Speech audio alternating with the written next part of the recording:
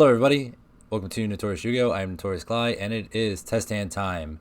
We're going to do a couple test hands for the new Roaring Soul Resonators, so I can show you off everything I've been cooking.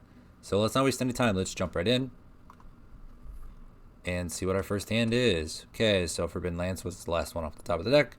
We're going to put it back, and we're going to make sure we shuffle. This hand is pretty crazy, everybody. This would normally be a pretty mid hand with the Demon's Resonance skill, but Three Fiends is incredible with Roaring Soul. You get a Synchro Red Rain set from deck and the ability to potentially play around a hand trap. So we're going to go ahead and activate our skill. I don't think we're going to need Santa Claus. So let's go ahead and send Santa Claus to the graveyard to activate our skill. From deck, we go ahead and send Crimson Resonator to the graveyard. We could, in theory, also send a level 4 Dark Fiend to the graveyard from our deck, which would be Wild Wind, and Wild Wind would help set up our graveyard for next turn. But I think that broadcasts to my opponent too much that, hey, I have a Resonator in hand. So we're going to go ahead and be coy about it, and we're going to add, we're going to send Crimson to grave, and we're going to add Red Sprinter to hand. And what I like about this setup here is my opponent doesn't know what the other 3 cards in my hand are. They know Red Sprinter, so they might be thinking that, okay, cool, I got DD Crow. All right, I can do it. I'm gonna hit the Crimson Resonator with the DD Crow. I'm pretending to be so excited as my opponent that I can't even talk straight. But we may be able to lure them into hitting this Crimson Resonator preemptively and allowing Red Sprinter to just summon the Crimson from our hand instead. So we're going to go ahead and normal summon Sprinter, activate Sprinter effect, and Sprinter doesn't target, so the summon happens at resolution. So as I activate Red Sprinter, that is my opponent's opportunity to go ahead and chain any sort of interaction they have. Let's say they don't have any. Let's pop all the way off. So we're going to special summon the Crimson back from the graveyard because it's free. So we're going to go to, where is it? Special summon and defense. Okay, we're going to go ahead and synchro summon Red Rising Dragon into the EMC, and this obviously goes to grave. This goes to grave. I'm going to activate Red Rising Dragon's effect to target the Crimson Resonator in graveyard and special summon that back. Because the only other monster I control is a Dark Dragon Synchro type monster, I'm going to activate Crimson Resonator's effect to special summon up to 2 other Resonators not named Crimson Resonator from hand or deck. I am going to go ahead and special summon. Let's go 2 reds from deck. And deck, summon. And then I'm going to activate the effect of one of the red Resonators to target a monster on the field. Gain life points equal to its attack. I'm going to target the Red Rising Dragon and gain 2,100 life points, which puts me at 6,100. And DB is showing me with TCG life points, so we're just going to fix that. So we need to go 1,900. Because I can do math. So I have 6,100 life points. And now we're going to go ahead and synchro Red Rising Dragon. And let's do one of the reds for Red Dragon Archfiend. And now at this point we control Red Dragon Archfiend, so we can activate the second part of our skill. We can return a Fiend type monster from the field and our hand to the deck to set Red Rain directly from our deck. So we're going to return this red back to the deck, and let's go ahead and return this other red to the deck. And let's go ahead and grab Red Rain, and that goes directly to the Spell Trap Zone. And that shuffles up. We're going to set that.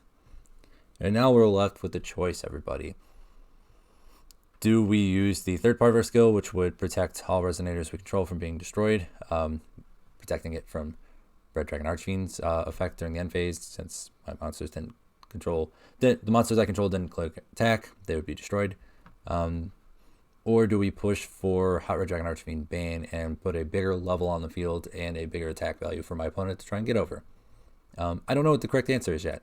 Only actually playing the deck in Duel Links will tell me what the correct answer is. So for now, I like the ability to play around something silly.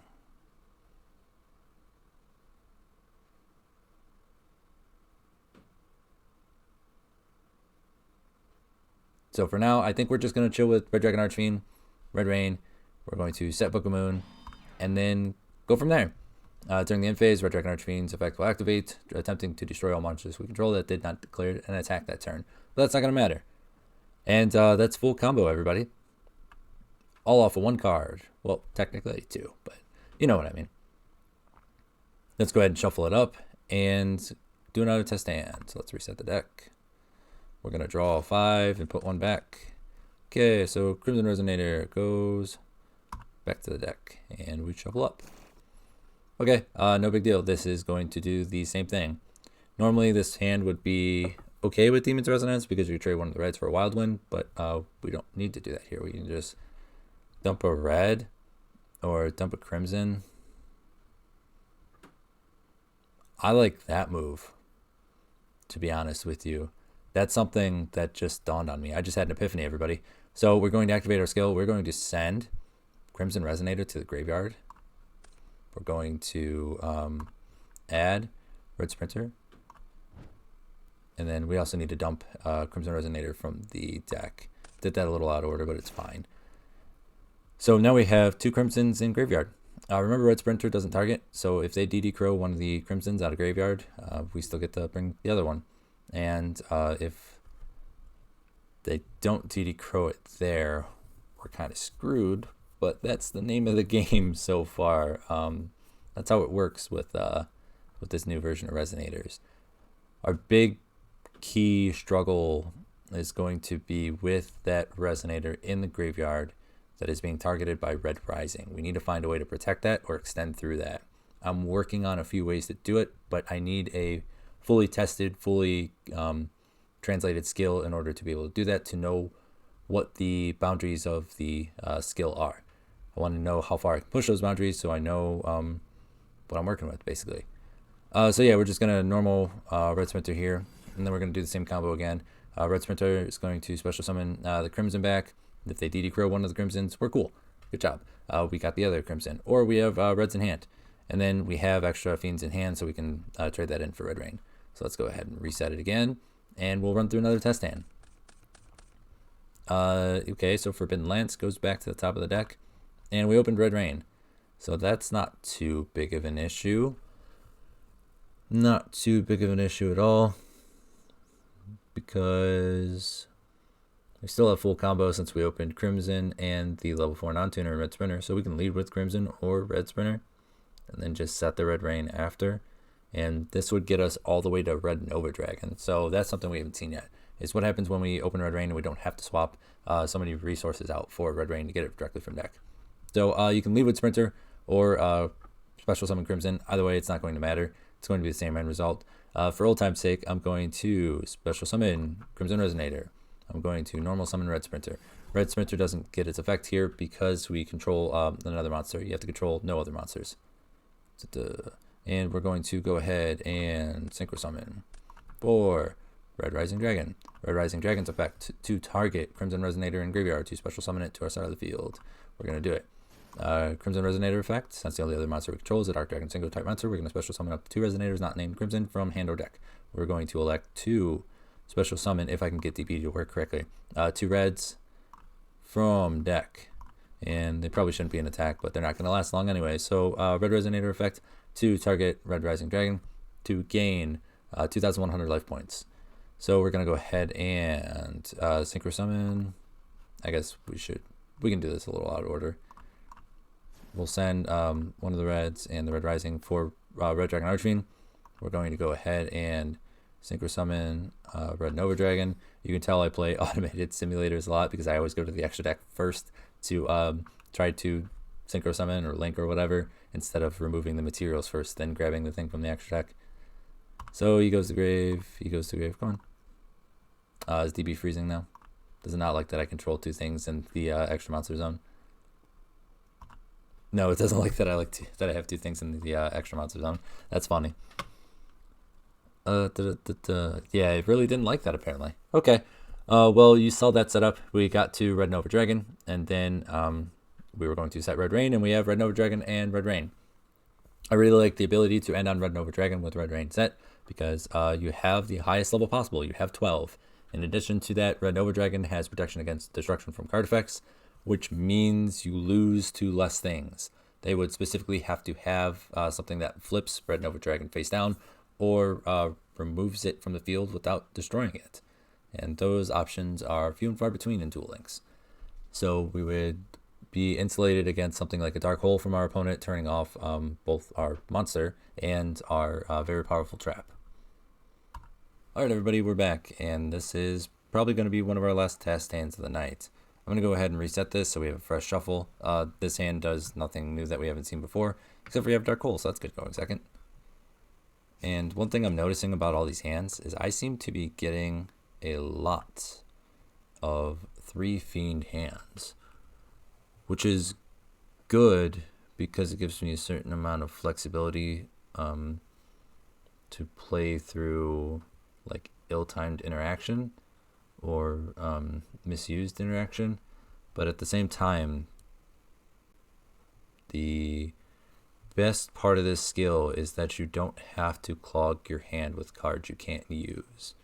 You can play a bunch of stuff to make sure the few cards you have that are going to combo are going to be able to resolve and push through any of your opponent's interaction. So ideally, I'd like to be seeing more Forbidden Lances, more Book of Moons, more whatever other tech cards I've chosen in my starting hand. I think a cut on Fiend type monsters may be in order. Cutting down 12 might be worthwhile.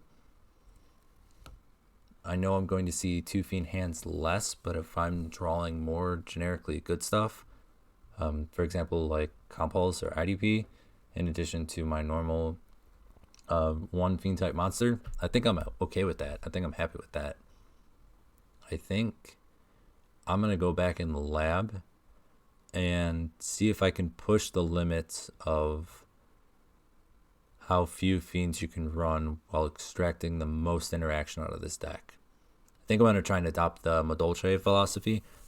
Probably not as extreme as you only run 3 monsters and then 17 staples, but something like that.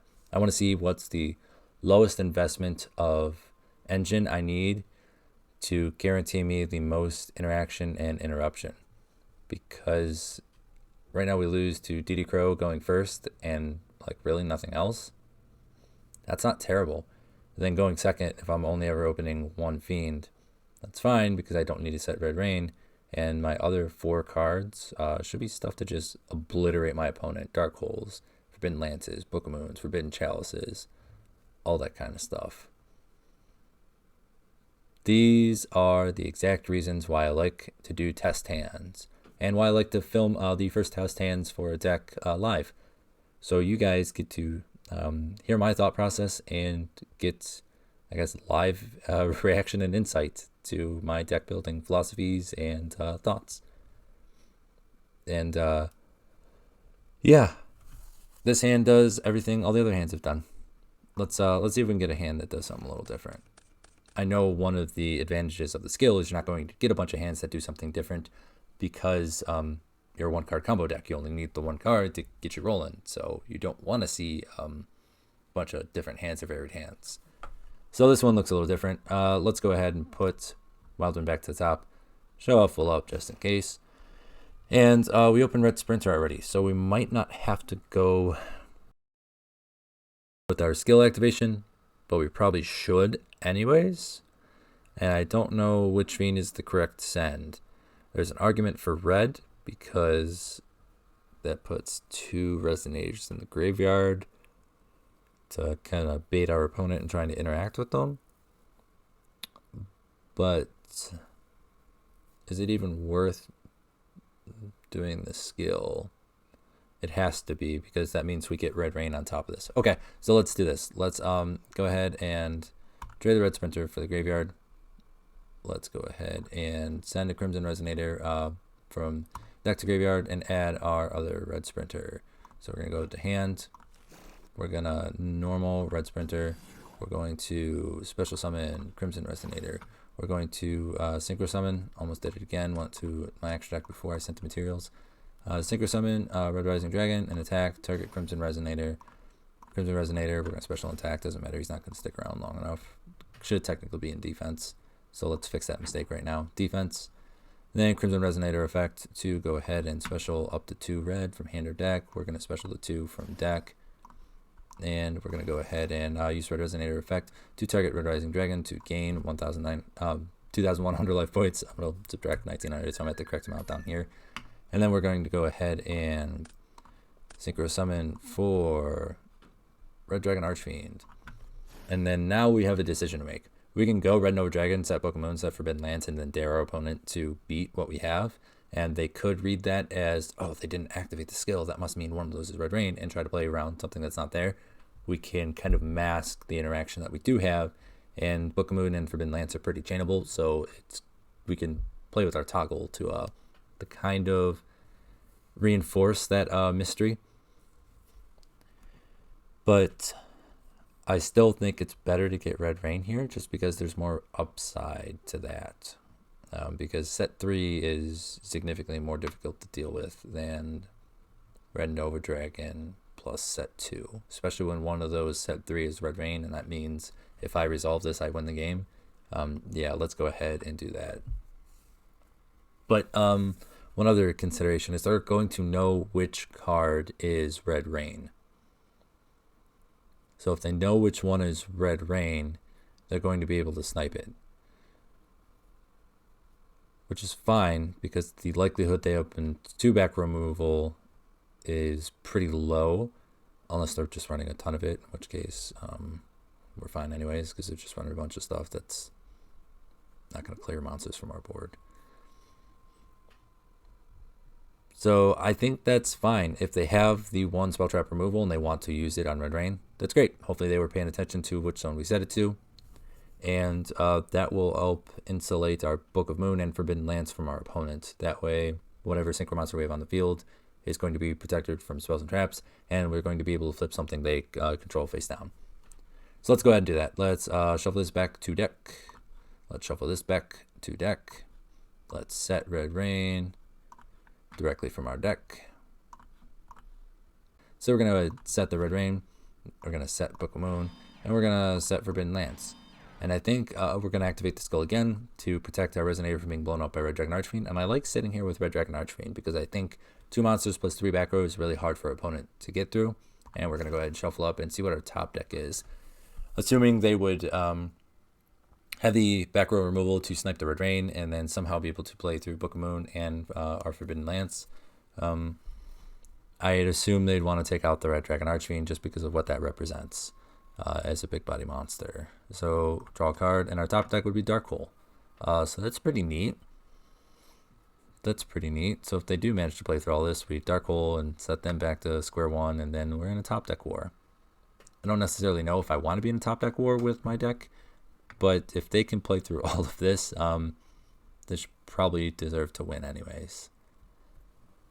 All right, everybody, I think that's going to do it for me tonight. Thank you for watching this test hand video. Thank you for watching all these videos. I really appreciate all your time and attention, and this is fun. Please let me know what you're thinking about doing with this deck. Please throw ideas at me. Let's bounce stuff off each other so we can come up with the best deck. So when these skills and cards are eventually live, we're ready to roll. And until then, be safe, have fun, everybody.